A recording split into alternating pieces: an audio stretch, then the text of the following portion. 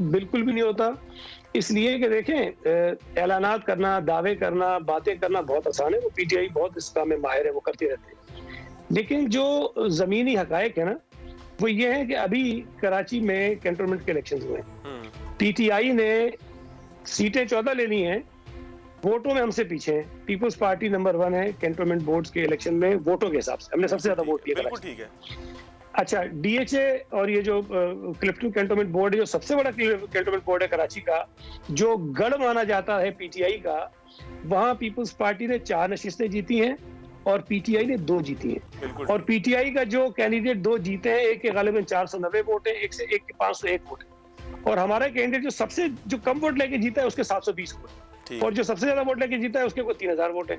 तो हमारे वोट इनसे बहुत ज्यादा है उस इलाके में, उस हल्के में जहां से पीटीआई जीतती रही है, जहां से सदर पाकिस्तान मुंतखब हुए थे। इससे बड़ी क्या बात? सदर पाकिस्तान मुंतखब हुए हैं, गवर्नर से मुंतखब हुए हैं उस हल्के से, और एक मरतबा नहीं, दो मरतबा, दो मरतबा हुए। वहां से पीटीआई हमसे बहुत बुरी तरह आ रही है। हमारे कोई 10,000 वोट है, इनके कोई 5,000 के करीब है। NA 249 का रिजल्ट आपके सामने। पीपल्स पार्टी 6ठे नंबर पे थी, पहले पे आ गई।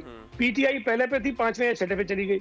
तो जो लोगों का रवैया है, जो लोगों का मिजाज है, जो पॉलिटिकल डायनेमिक्स हैं, वो कुछ और बताते हैं। ऐलान ये भले कुछ करते रहे। पीपल्स पार्टी ने जहां जहां ज़िमनी इलेक्शन लड़ा है, लाड़काना में हम हार गए, लेकिन वोट हमने पहले से ज्यादा लिए। हमने सांगड़ में लड़ा, हमने उमरकोट में लड़ा, हमने थरपारकर में लड़ा, हमने कराची मलीर में लड़ा, हमने कराची बल्दिया टाउन में लड़ा।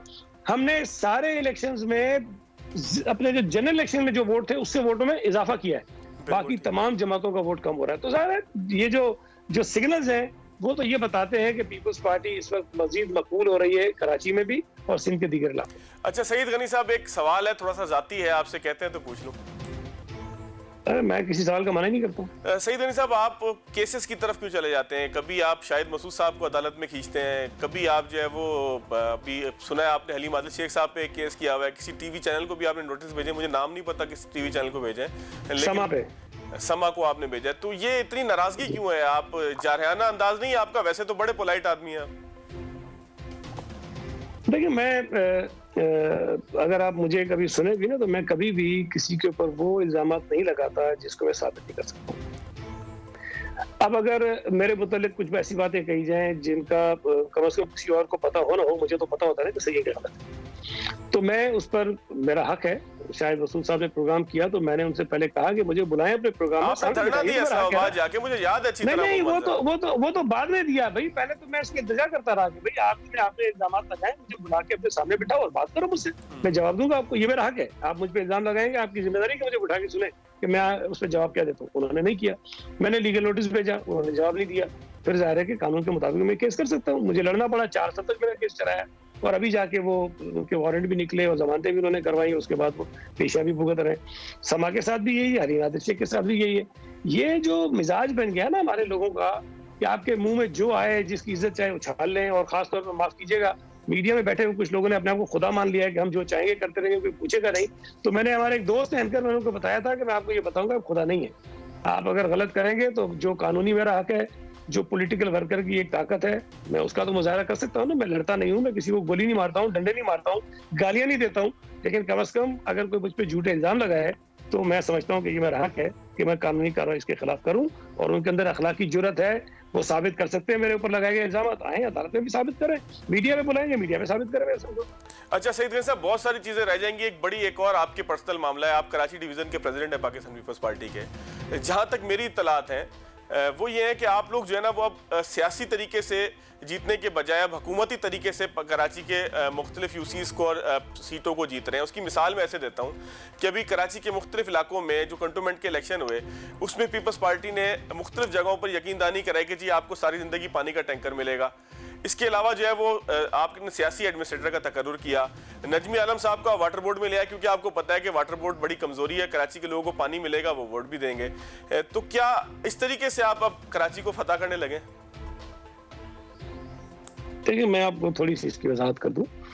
नजमी आलम से पहले भी साजिद जोशो साहब जो हैं वो वाटर बोर्ड के वाइस चेयरमैन थे, और नजमी आलम उससे पहले भी रहे वाटर बोर्ड की किसी कमेटी में, शायद वाइस चेयरमैन भी रहे।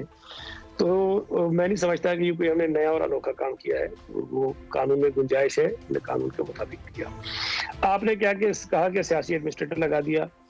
हम चाहें, अगर हम चाहें तो सिंध में जो सैकड़ों काउंसिल्स हैं, यूसी से लेकर टीएमसी से लेकर टीएम जो टाउन्स हैं वो लेकर म्यूनिसिपैलिटी लेकर हर चीज पर हम अपना आदमी एडमिनिस्ट्रेटर लगा सकते हैं। कानून में इसमें कोई पाबंदी नहीं है।